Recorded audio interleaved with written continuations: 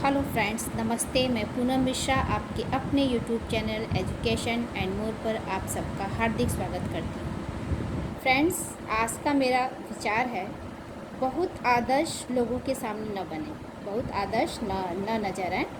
दूसरों से बेहतर नज़र आना हमेशा खतरनाक होता है, लेकिन सबसे खतरनाक यह है कि आप में एक भी गलती या कमजोरी नज़र न आए। ईर्ष्या गोपनीय शत्रु पैदा करती है। कभी कभार दोषों का प्रदर्शन करना या हानि रहित कमजोरियों को स्वीकार करना ज़्यादा समझदारी भरा तरीका है, ताकि ईर्ष्या उत्पन्न न हो और आप ज़्यादा मानवीय नजर आएं। इंसान को हीनता की भावनाओं से निपटने में बहुत मुश्किल होती है। श्रेष्ठ योग्यता, गुण या शक्ति के सामने हम अक्सर विचलित और परेशान हो जाते हैं।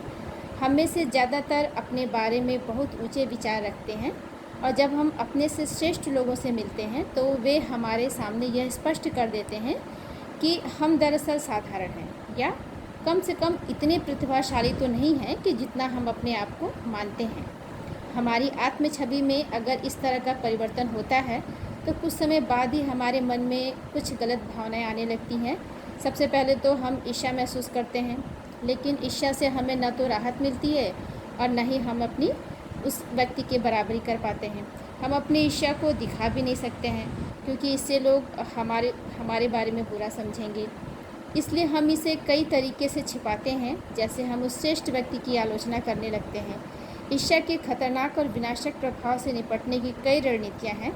सबसे पहले तो यह समझ लें कि जब आप शक्ति हासिल करते हैं तो आपसे नीचे के लोग आपसे ईर्ष्या करेंगे। हो सकता है कि वे प्रदर्शित न करें, लेकिन ऐसा होना अपरिहार्य है। वे सामने तो झूठा पर्दा दिखाते हैं, नादानी से उसे सच न माने। उनकी आलोचनाएं, तानों, पीठ पीछे आलोचना की चिन्हों की अत्यधिक प्रशंसा पर निगाह रखें। वे आपके पतन की तैयारी के सूचक हैं। उनकी आंखों में द्वेष के भाव पढ़ें। ईर्ष्या के भाव आदि समस्या तब आती है जब हम इसे पहचानने में बहुत देर कर देते हैं। दूसरी बात, इस बात के लिए तैयार रहें कि जब लोग आपसे ईर्ष्या करेंगे तो वे आपके खिलाफ काम भी करेंगे। वे आपके रास्ते में ऐसी बाधाएं खड़ी कर देंगे जिनका आप पहले से अनुमान नहीं लगा सकते। इस तरह के हमले से खुद को बचाना आपके लिए मुश्किल होगा, क्योंकि ईर्ष्या उत्पन्न होने के बाद उससे निपटना मुश्किल है और ईर्ष्या उत्पन्न न होने देना ज़्यादा आसान है। इसलिए आपको इससे बढ़ने से पहले ही रोकने की रणनीति बनाना चाहिए। ईर्ष्या उत्पन्न करने वाले कार्यों और गुणों के प्रति सचेत होकर आप इसके दांत ही नहीं निकलने देते हैं तो आपको कुतर कर मौत के मुंह में वे ले जा सकते हैं। ईर्ष्या के कुछ छलाओं से सावधान रहें। अत्यधिक प्रशंसा इस बात की पक्की निशानी है कि तारीफ करने वाले लोग आपसे ईर्ष्या कर रहे हैं। ऐसे लोग या तो आपको पतन के लिए तैयार कर रहे हैं, उनकी तारीफ के अनुरूप काम करना आपके लिए असंभव है, या फिर वे आपकी पीठ के पीछे अपनी तलवार पर धार कर रहे हैं।